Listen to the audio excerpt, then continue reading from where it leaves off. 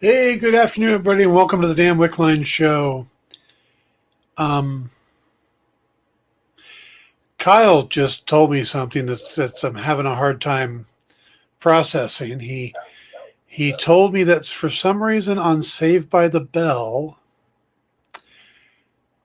Jesse had a side life, and the movie Showgirls is now canon to the Saved by the Bell universe.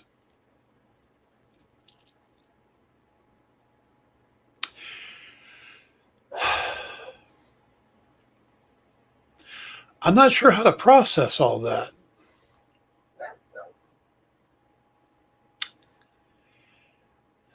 All right, we're going to just push through. I'll get a chance to look that up later to try to figure out what the hell that means, but sweet Jesus, man. Okay. How's everybody doing today? Welcome back after the holiday. If you are here in the States and you celebrate Thanksgiving, I hope you had a great one. If you don't celebrate it, well, I hope you had a good Thursday. And you took advantage of the many Black Friday and Cyber Monday sales. And we're going to get things rolling with a bit of news. We're going to talk about Cowboy Bebop today. I watched the whole live action series, so we're going to talk about that. But we're going to hit off some news stories. Always good to cover. Pop culture stuff. We're going to start with Batgirl. Turns out Batgirl has started filming. Now, we know this because co-director Adil El Arbi, I'm really going to need a pronunciation on that one, posted an image on his Instagram showing the clapperboard, for the movie with the logo on it. But he's doing it in front of what appears to be Barbara Gordon's desk. And I say that because there's a nameplate that says Officer Barbara Gordon. There's also some Christmas garlands, some twine, a ball of twine on the desk, and a copy of Simon Singh's The Code Book, The Science of Secrecy from Ancient Egypt to Quantum Cryptography. By the way, quantum cryptography is absolutely fascinating. I had to read up about it and learn about it to do a book for Dynamite. One of the SEAL Team 6 books dealt with quantum cryptography, and it's just a fascinating subject. I could do a whole show on it just from what I learned. I don't think I'd even just dent it, the knowledge and stuff that's there. It's amazing. But so Batgirl's underway. The movie is going to star Leslie Grace as Barbara Gordon. J.K. Simmons is going to reprise his role as Jim Gordon. And of course, it was announced that Brendan Fraser has joined the cast as the antagonist. And I like how they use the word antagonist instead of villain, because nowadays we get a lot more antagonists than we do villains, because the bad guys aren't necessarily always bad and the good guys aren't always good. So it's just protagonist and antagonist at this point. We don't know who he's going to play, though the running guess online everywhere is that he's probably going to be Firefly. So, though you would think if they're casting a character called Firefly, they would have got Nathan Fillion. That would have been funny. But nope, Brendan Fraser, who I love that he's in it. I love that he's getting more work. So good for him. All right, another bit of news. Universal has their upcoming film Renfield, and I guess they found their Dracula. Now, the film already has Nicholas Hoult, who you probably recognize from some of the X-Men movies as Beast, stuff like that. He's playing the titular henchman, but now reports claim that Nicolas Cage will don the fangs of the world's most famous vampire. Now, this take is coming from The Walking Dead creator Robert Kirkman. Chris McKay from The Tomorrow World is directing it. And it's just going to come from the point of view of Renfield. Should be interesting. Especially with Nicolas Cage, because, he already chews the set in the background, so now he's just got fangs. But okay, moving on to television. Longtime fans of the CW will be up. JD says Renfield was my favorite part of the Universal Dracula. He was also one of my favorite parts of Dracula Dead and Loving It. Yeah, Peter McNichol running around as Renfield was great. So CW has announced that Robbie Amell is going to come back to The Flash. Now, he appeared in season 1, but as Robbie Amell, of course, is the cousin of Arrow star Stephen Amell, but Robbie's going to reprise his role as Ronnie Raymond, one half of the nuclear hero Firestorm. Now, no word if the other half of the character is going to be returning, which is Dr. Martin Stein, played by Victor Garber, or, of course, those Friends drama who played Jax, who replaced Robbie Amell. But Robbie Amell is going to be returning for 2 episodes. Yeah, I agree. Victor Garber needs to come back. But Robbie Amell is going to come back for 2 episodes in the upcoming season, which will be the second season 1 alum returning, because Rick Cosnett, who of course played Eddie Thawne, has also come back for season 8. So it should be pretty interesting. I keep getting this vibe like the series is going to end, and I know they haven't announced that season 8's the finale yet, but it just seems like it's coming to an end, if that makes any sense. All right.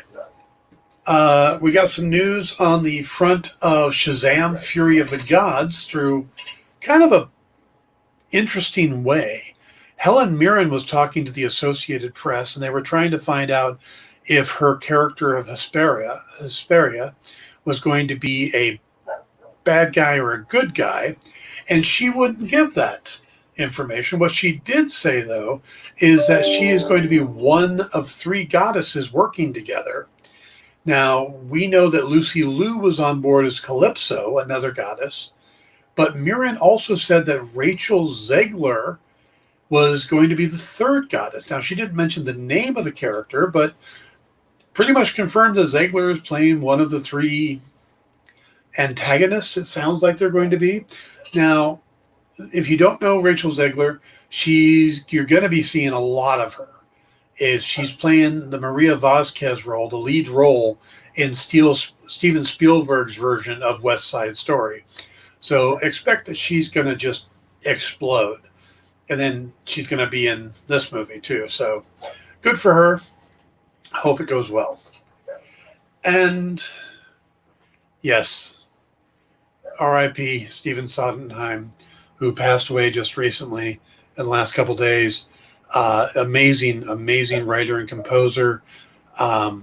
He recently did an interview at 90 on the Stephen Colbert's show, or the Late Night with Stephen Colbert, which is well worth watching if you haven't seen it. But yeah, Sondheim wrote West Side Story. A funny thing happened on the way to the Coliseum, and just so many other amazing things. I wasn't going to pop in, but it's Forum. Funny thing happened on the way to the Forum. You're right. I couldn't remember either way, and I decided to go with Coliseum, but Forum. Yep. And of course, he wrote Sunday in the Park with George, which was based off of a painting, of all things, to come up with your idea from. But so, yes, R.I.P. Mr. Sondheim.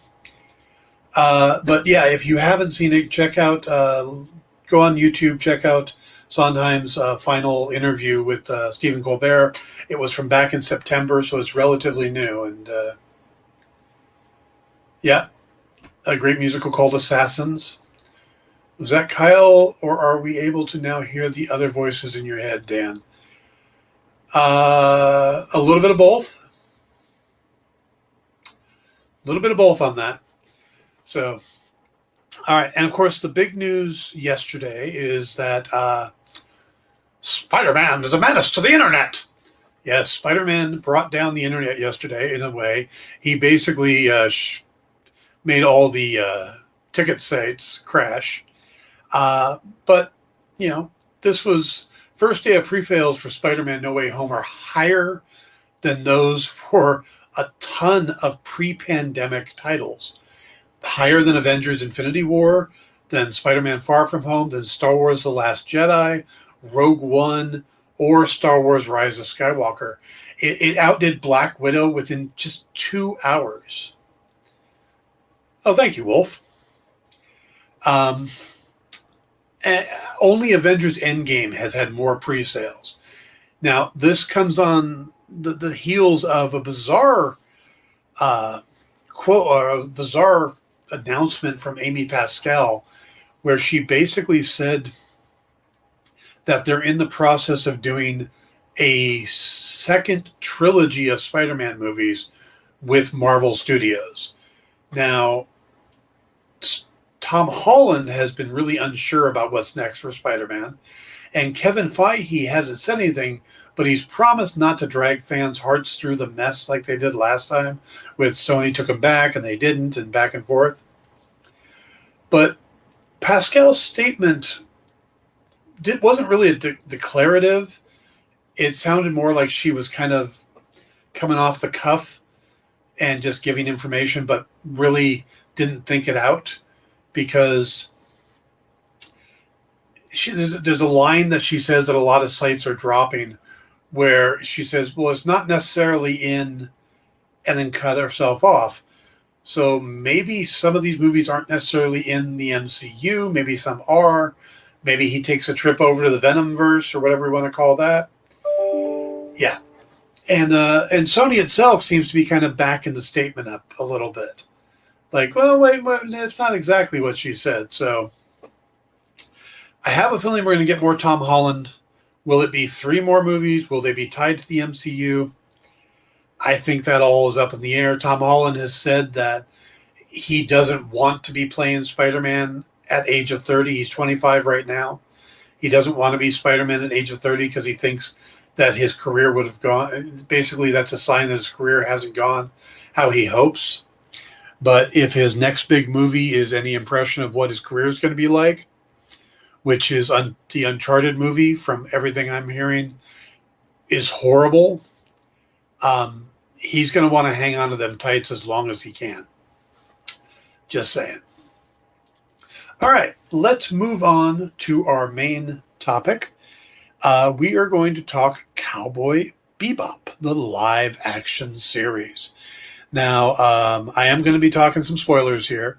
So, Kyle, if you would, and if you are not reading, can you run the spoiler warning?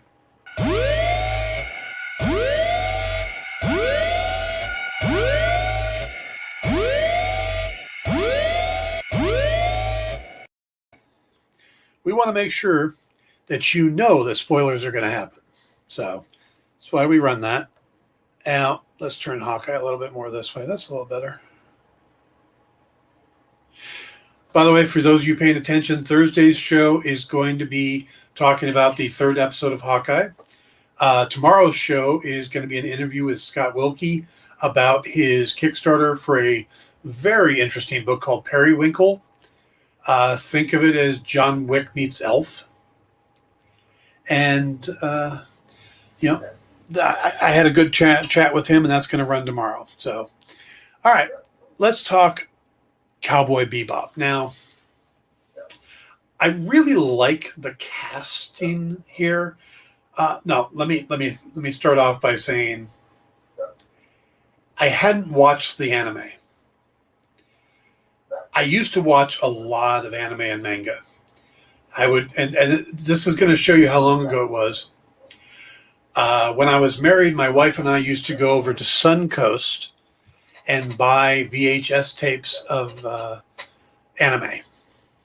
And I still have quite a few of them in a storage unit somewhere. Well, this was, of course, before Cowboy Bebop. Or no, it might have been around the time Cowboy Bebop first debuted. But it wasn't one of the ones I got into. And I haven't really watched it. Now, saying that, I went into this without that pre-knowledge, without that comparison. So I know a lot of people are comparing the two. And it's not coming out as favorable. You know, people seem to love the anime more than they do the live action. I don't think that's fair because I think they're very different. I have gone back since and watched a handful of episodes of the anime, and where they're very similar, I like the flow of the live action better. There's always something very choppy to anime to me. And sometimes it's so much it's hard to get into the story. And that was the case with the couple episodes of the anime that I watched for Cowboy Bebop. That said, the first episode of the live action series on Netflix got my attention enough that I wanted to watch more. And I was hooked by the third episode. But again, part of it is the cast. I mean, you've got John Cho as Spike Spiegel, and of course you know him from the Star Trek series, also Harold and Kumar. Mustafa Shakir is playing Jet Black, and you might remember him from the second season of Luke Cage on Netflix. He played, let's see, it wasn't Cottonmouth, wasn't Bushmaster. He played Bushmaster. Danielle Pineda, who plays Faye Valentine, is coming from the Vampire Diaries. And Alex Hassel, who plays Vicious, was Transparent on The Boys. So right there, you've got, kind of genre tied people. And of course, you've got Elena Satine from Strange Angel and Twin Peaks. So, I mean, that's a pretty interesting cast there. And you've got others in there. You got Tamara Tooney as Anna. You got Mason Alexander Park as Gren. John Noble, the great John Noble, popping up as Caliban. I mean, it is a really good cast. I mean, actually, there's one person who I didn't get a chance to double check. I want to double check it real quick because I'm pretty sure that was Adrienne Barbeau from Swamp Thing and a ton of other. Yep. Adrienne Barbeau even pops up in one of the episodes as Maria Murdoch. So it's a great cast. Absolutely. And where the show, Wolf says, I haven't watched anime in my life. It's a little bit acquired taste in that most of them are translated.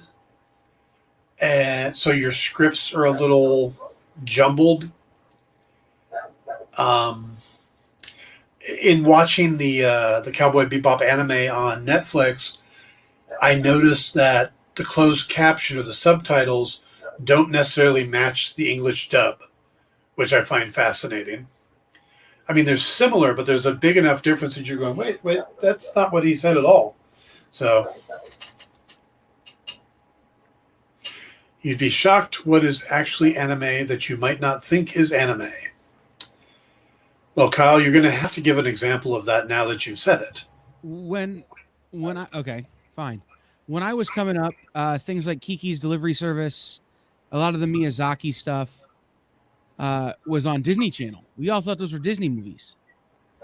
Things like Voltron was on Fox Kids. That's anime. Yeah.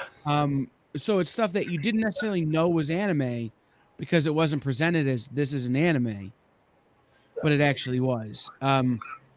The other great example I give people all the time is literally half of Adult Swim now is anime, but it's not packaged that way. It's packaged as cartoons. So yeah, but it's a little different. I don't think it had to be packaged that way. No. That's just the marketing decisions they've made. Yeah, but because I knew Voltron was anime. I knew, so. Right. Like I said, a lot of times people have seen stuff that is anime and they don't know it's anime because it wasn't told to them that it was. Mm-hmm. So I run against that all the time when I had an anime shop. Yeah. And we would have parents come in and like, my kid wants this thing, and you'd hand it to them and they go, oh, this is anime? I just thought this was an American cartoon. Well, it's not. Have you watched Cowboy Bebop, the anime series? The original, yes. That's why I won't watch the live action. I've got to rewatch the original before I'll watch it. Oh, okay. Yeah. So, all right. Now, they take some of the stories directly from the anime, or at least borrow heavily from them. But they've also put in a lot of subplot and additional stuff from what I understand.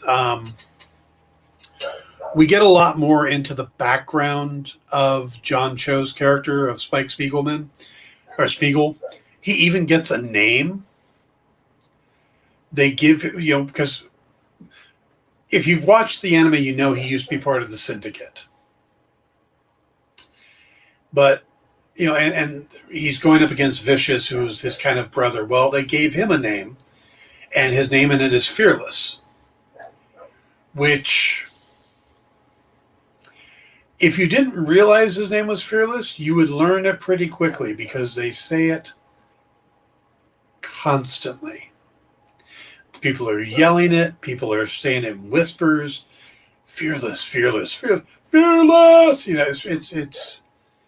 It's a little bit much because they say it more than they say Spike. And Jet Black says Spike a lot, so it shows you the balance there. But the first episode, as I was watching this, it kind of surprised me because it took me about 3 episodes to realize that they call it a sci-fi neo-noir, which is a fun term. I think Blade Runner would be considered a neo-noir. It's supposed to be in that vein. But that's not how it came across to me. It didn't feel like Blade Runner to me. It felt more like a 70s detective series, like Mannix or even the Wild Wild West. And part of that came from the opening credits. Probably one of my favorite theme songs I've heard in a long time. And I know it's the same one for the anime, but it's got a really cool jazzy tune to it. And I get that, the name of the bebop comes from jazz, where cowboy comes from the fact that they're called cowboys as bounty hunters. So that makes that right there helped, because you tell somebody the show's called Cowboy Bebop and you're like, what? What the hell's a Cowboy Bebop?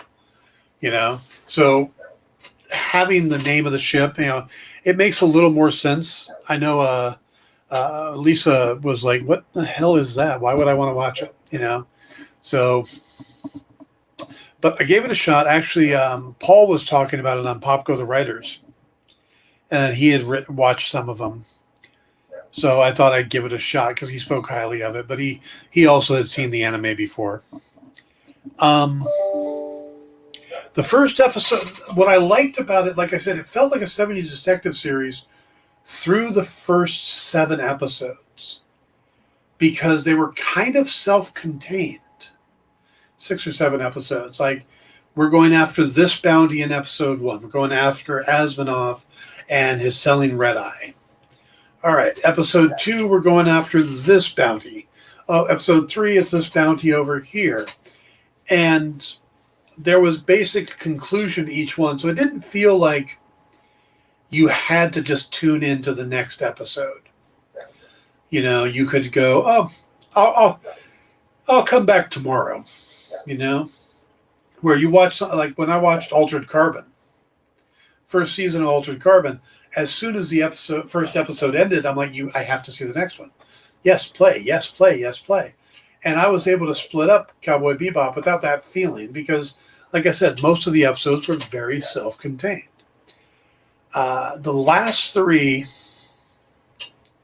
get much more serious, are much more connected.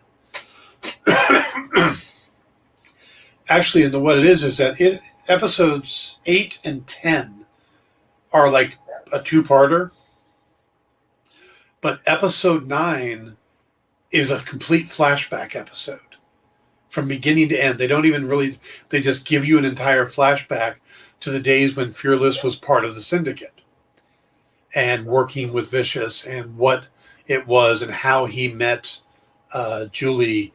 It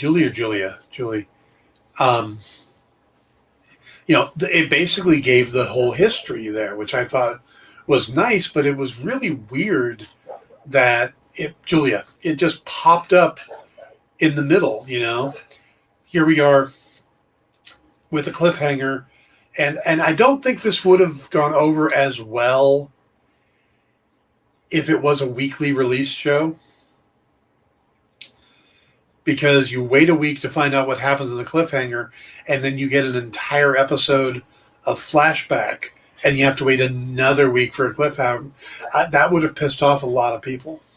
It would have pissed off me too, had it been, because you build up for that. You want that payoff, and you're not getting it. But the fact that everything was released at once worked around it. The setup on the ship is interesting. I think they give a lot more backstory to all the characters. Jet is a ex-cop who's divorced. He spent time in prison because he was accused of something he didn't do. He's got a daughter that's very important to him, and he's trying to connect to his daughter. And, another ex-cop that he doesn't like is now married to his ex-wife and is basically his daughter's stepfather. All the while, he thinks that guy is crooked, and he's trying to, solve, how he got burned and all this other stuff. So Jet has this really interesting backstory, and his daughter comes into play in a few cases where he doesn't have a daughter in the series, so they use her as a motivation for stuff like him taking Ein, the dog.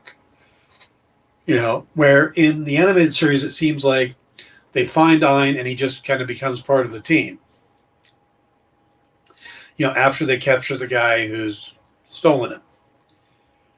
But in the TV series, it's like, they capture the guy who's killing the dogs, what's his name, Hakeem. And when they take him down, the whole thing was he was trying to buy this doll for his daughter. And when the doll gets destroyed, he gives he gives his daughter the dog. Well, it turns out you're not allowed to have dogs without paying some huge fee for them. So the wife ends up giving him the dog back. And the daughter's like, well, can I call him sometime? So this was, the daughter loved the dog, so he had to hang on to the dog because of the connection to the daughter. But see, those are some of the things the series did that I didn't see in the anime so far. There's a lot more backstory, a lot more depth to the characters. Now, is that sacrificing something? Maybe. When you find out a lot more about Spike, does he lose his kind of nonchalant devil-may-care attitude? Possibly. I think that you'd have to watch both to really be able to judge that. All right, we're going to take a break now. It's a halfway point. So let's take a quick break. I can get something to drink, and we will be right back.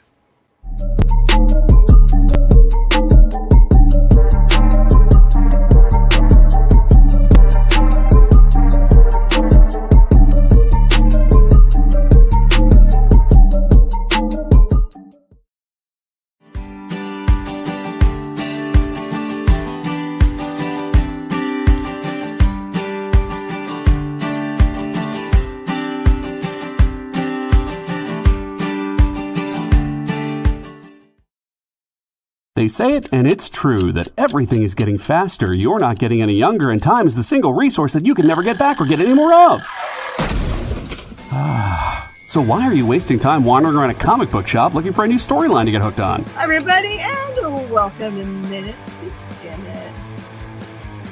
Yeah! Spend 1 hour with Miss Jen and Bean, and they'll give you the leg up on all the latest books hitting shelves this week. Your pull list will be brimming with the hottest new books before your friends even hear about them. This is in provenance of secrets. This is The Heathens. I read Wolverine number 17. It's Minute to Skim It, every Tuesday at 7 Eastern, 4 Pacific, on The Experience, Comic Culture and Sales.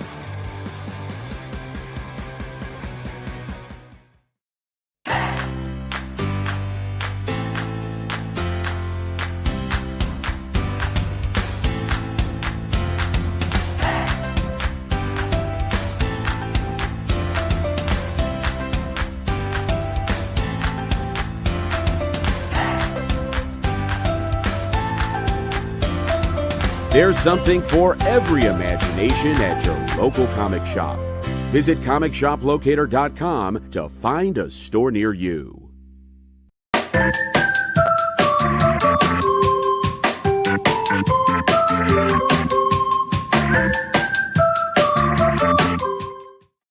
Hey, everybody, welcome back to the damn Wickline show. We are talking Cowboy Bebop.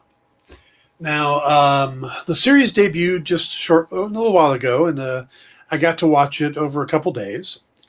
And like I said, I got hooked pretty quickly on it. Like, it definitely has that 1970s detective series vibe, which I really like. It does have a good feel to it. I put on my Facebook page the opening credits for the show, and then I compared it to the opening credits from Mannix from like 1968 and 1970. And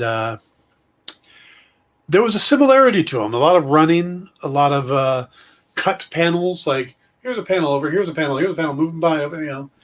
So I do like the opening. I know it's very similar to the anime opening. So there's that. So there's a lot of connections there. But they do make some big changes, like Faye. We haven't talked much about Faye. Faye joins the team, and so does Radical Ed.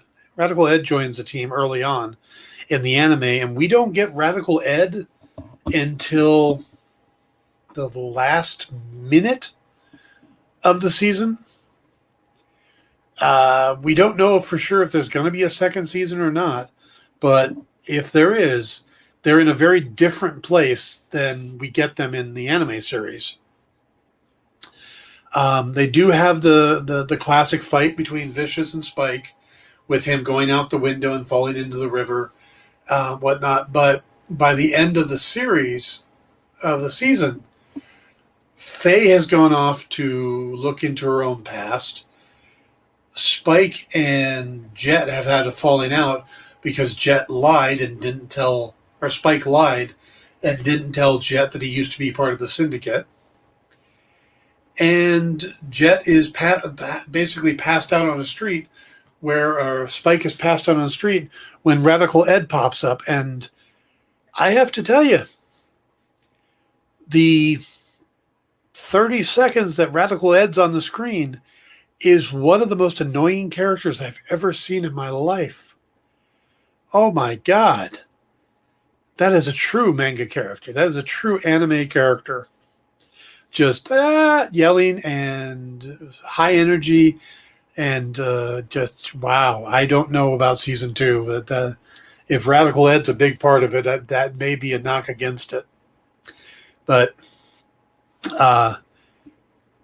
it's pretty interesting how they do things. There's an entire episode dedicated to Faye, and we get to meet her mother. Now, in the comics, it's a doctor who brings her out of cryosleep, and she doesn't have her memories like in here. But there's a doctor that kind of takes her in and takes advantage of her in the sense of trying to take all her worldly goods or whatever. In here, it's a scam being run by this woman who then claims to be her mother. And she's not her mother. But, you know, like I said, that's claims it. And basically blackmails her for information. Says that, you know, I'll give you the information, the information from your cryosleep if you take me to this planet Santo. And it's a really weird story. The episode is, this gun runner is hunting them, and And it all just turns out to be some kind of bizarre, flirtatious game, and there's a safe word involved, and it is just a weird episode. And it's probably my least favorite of the episodes because the mother character is also very annoying. But it is a chance for Faye to shine. She gets a couple other chances too. In the episode with the Callisto Soul with Adrienne Barbeau, she gets a chance to really kind of show her connection to the team.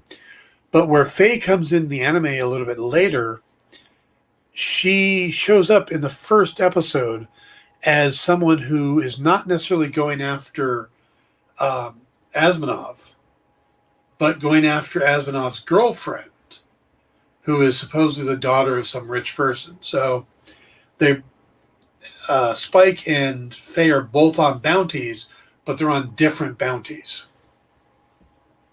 And it's an interesting way to introduce the character and then bring her back later on. But, it kind of instantly creates that tension between the characters, which is, I think, works well. I think the interaction and chemistry between John Cho, Mustafa Shakir, and Danielle Pineda is really good. I think that it's a really good mix. I don't know what it's going to be like when you add Ed. Should be interesting. Alex Hassel is Vicious. I thought was good, but the wig bothered me a lot because he's got that bleach silver hair, and you look at it and you're like, it's a wig. And then Caliban turns out to be his father, and they put John Noble in that white hair too, and it's like, oh man, just stop with the white hair. I get that it works in anime, but let's not do it here, especially with someone who's not fair-skinned. Alex Hassel has a much more olive complexion, so it doesn't really click. It doesn't quite look right with that wig. And his really thick, dark eyebrows. So it's like, yeah, I don't know about that. So there's good and bad in this series. John Noble is kind of wasted. He has like a few minutes in one scene, and then he's in the flashback. But I don't know. I think they could have. It's kind of a waste of him bringing him in. I mean, glad to see him. He's great in everything he does, but it just seems like if you're going to bring in John Noble, go ahead and give him a little more to do. Let's not just waste him. I mean, Legends of Tomorrow did that. They had him in to voice a bad guy for a season, but it was just a voice. So what they did was they ended up writing in John Noble himself into one of the episodes that they had to go back just to get him on screen more, which I thought was interesting. So, yeah, John Noble is just a great actor, and he adds class to the show, but he just is a little underutilized. He really could have been more. We could have seen more tension scenes. I guess he's in another scene, but he never takes his mask off, so he might have been the voice there. I didn't realize it. I'd have to go back and double check, but it didn't strike me as his voice, and his voice is pretty unique. So, like I said, the first 7 episodes are really cool, and I like them, and they're fun and they're light, and there's a lot of joking and a lot of really good action. There's an entire episode dedicated to Jet Black and his life prior to the Bebop, and him trying to get his life back and reconnecting, and you see a lot of the people from his life. And in doing so, they had to do something with the other characters. So they basically have Faye and Spike arguing over what bounties they should go after. And they end up never going after a bounty, but they kind of bond in that time. There's the introduction of something called Shower Bath Shower, which I don't know if it's from the anime, but it's pretty funny. Faye explaining how, you want the luxury of the bath, but then you don't want the sitting in your own dirt type thing. So you start off with the shower to get off as much as you can. Then you take the bath and enjoy it, but you're still going to get some on you. So then you take the shower afterwards to get everything off from the bath. So of course she uses like all the hot water on the Bebop. But and then eventually later on we see Spike doing the shower bath shower, which I thought was pretty funny. They do keep a lot of the jokes from the series, the beef and peppers without any beef in it. But they make changes too, like Anna, who runs a convenience store, is a convenience store? She's running a bar in the TV series. Stuff like that. R.I.P. Netflix Cowboy Bebop? Why do you say that, Ming? Was something announced that I didn't get a chance to see?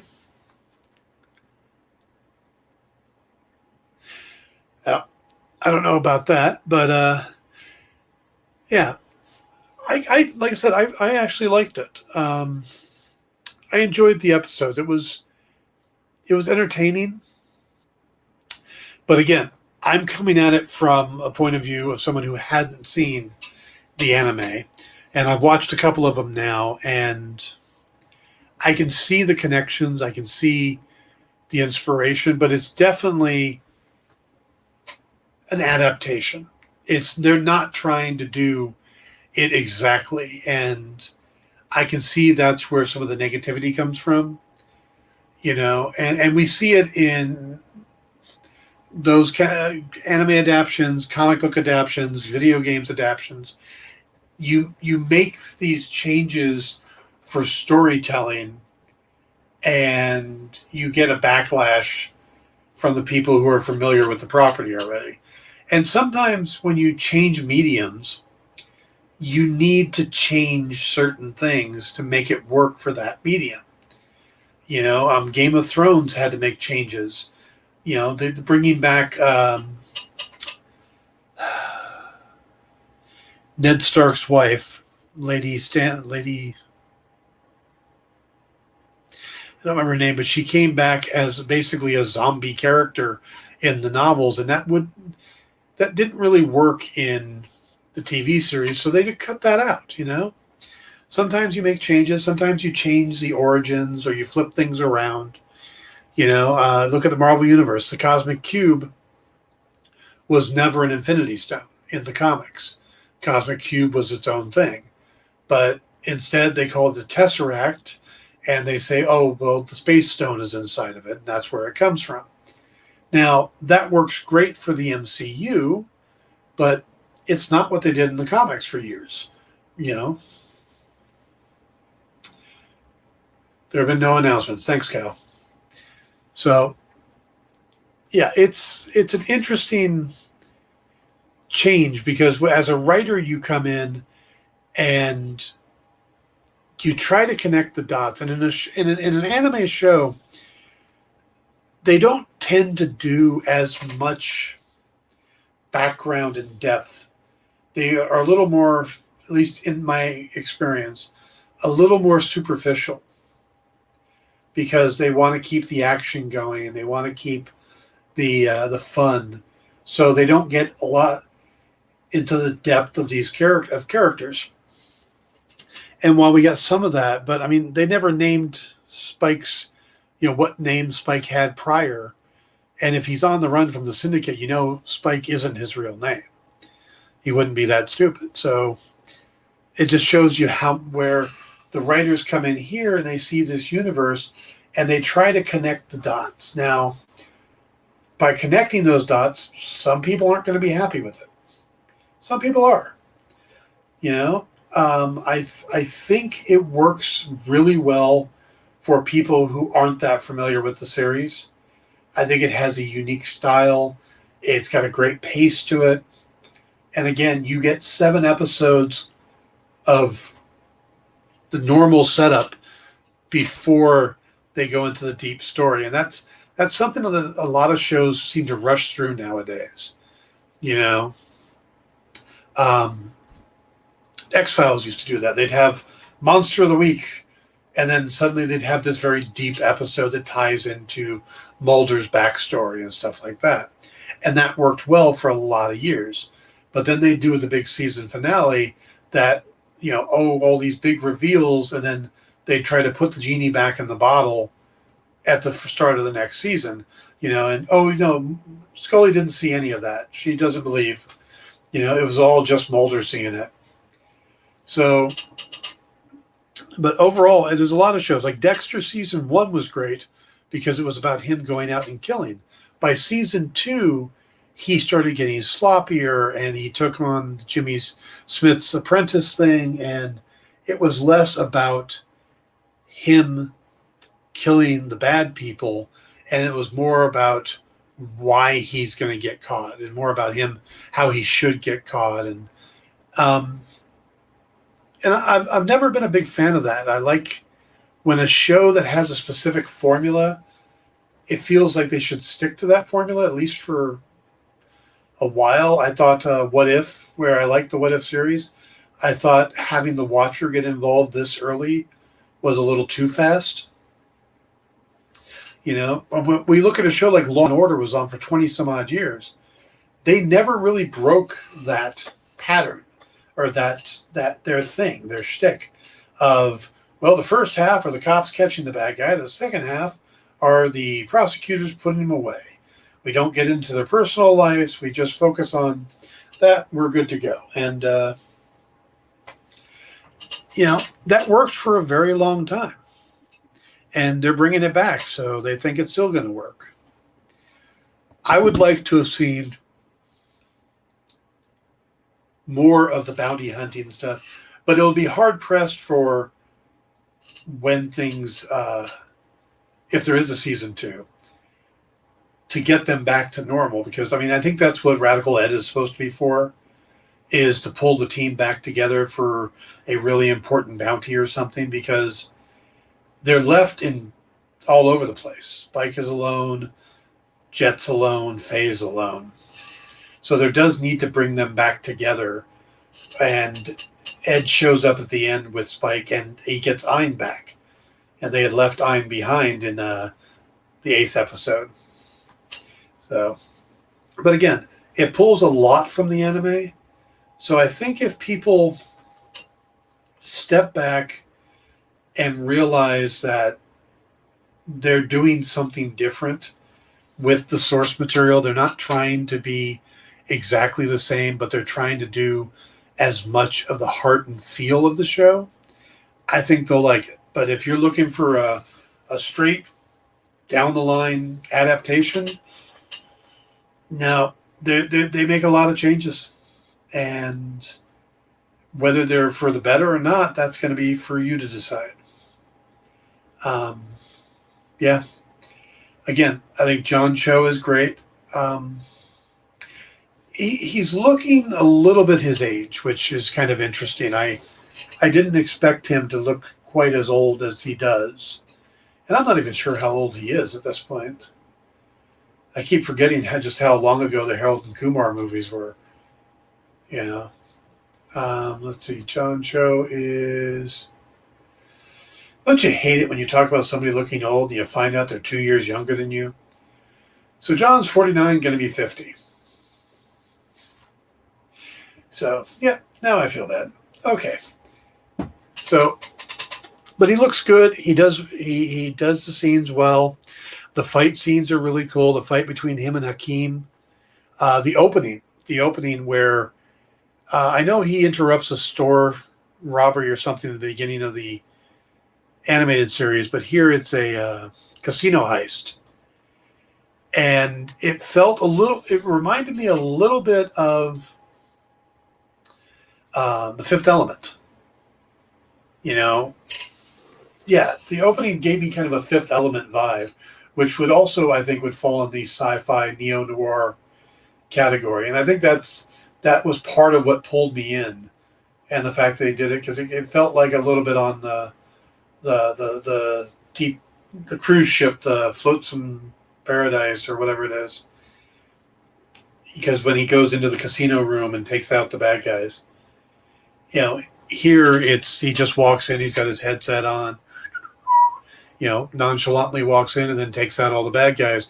But in doing so, blows a hole in this, a hole gets blown in the side of the ship. So it makes it pretty interesting. And I noticed that these guys rarely, if ever, bring in a bounty.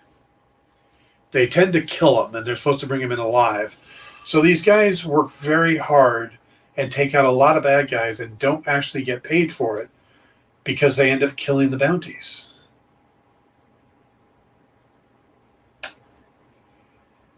Which seems like a really bad idea to me.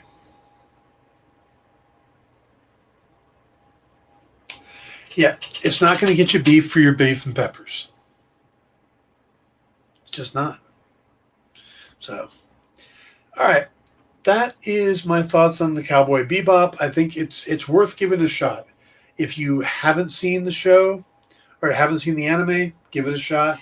If you have, just go in with an open mind, and I think it's a lot of fun. I think it's an enjoyable series. I like the characters. I like the actor choices. I think it's well written. But again, I think where people have problems is that they do take some liberties away from the anime series. And I know a lot of people are dedicated to the series. So take that for what it's worth. All right. Tomorrow we are going to be talking. I'm going to be talking to Scott Wilkie, the writer for a series called Periwinkle. It's a graphic novel that's currently under Kickstarter, and that should be a good episode. Scott's an interesting guy. I had a good chat with him, so that'll air tomorrow. That's going to be pre-recorded, so you can't throw your questions in, but check it out. We see some of the art, and there's some really good-looking art. The artist on this book is going to be huge. I don't remember his name off the top of my head, but you're going to want to pay attention to this guy. On Thursday, we're going to talk Hawkeye. We did the spoiler conversation last week for episodes 1 and 2. On Wednesday, on Thursday, or on this Thursday this week, we'll talk about episode 3 and a lot of the speculation about who may be coming into the show. We got, the season, the second episode finale, end of the second episode. They had Echo there listening to the vibrations of music, bathed in this really red light. And if you didn't come out of that feeling like it was straight out of the Daredevil Netflix series, then I don't know. I think they were a little heavy-handed on that so much that they wanted you to think Daredevil just because, the deep red light. Also, if you guys would like to meet me, I am going to be back at my first convention since the pandemic hit. I'm going to be doing Comic-Con Revolution, December 18th and 19th in Ontario, California. I will be set up at table F6 in Artist Alley, and I will be there with some books and stuff, and you want to come by, pick up something, or just talk the latest pop culture, I will be there the whole weekend. So come see me if you are in the area. It's also a great show. I've done this show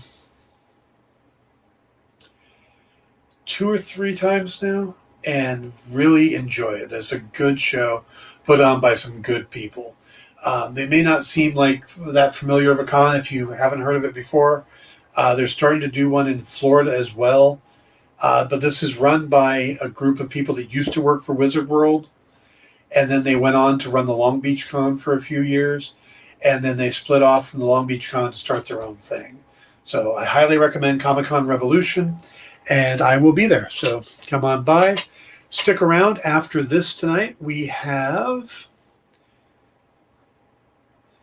going to have Kyle on my phone. We're just going to have him zoom in and converse through the whole time. Yeah. Also on tonight, we've got, coming up right after this, we're going to have Black Comic Universe, presented by Peep Game Comics. And then we're going to have Minute to Skim It with Jen and Bean as they go through some of the books this week. And then come back for the show currently called In Stores This Week. We are talking about maybe doing a title change, as we've done kind of a format change. We go through, we get a handful of books that we get a chance to sit down and read, and then we can talk about them. So we'll be doing that at 5 o'clock Pacific, 8 o'clock Eastern. That's Kyle and I. I'm hoping Kyle doesn't have the Pixar thing on, because that's a little disturbing. That doesn't help. We may go full anime face. Now I'm old.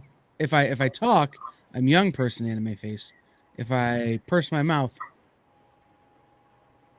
old person anime face. So. And it goes away if you pick your nose. Okay. Yeah. Hey, man. Right. We're still trying to figure this one out. All right, folks, that's it. Have a great night. We will be back in just a couple hours. Stick around for Black Comic Universe, Minute to Skim It, and In Stores This Week. See you tomorrow.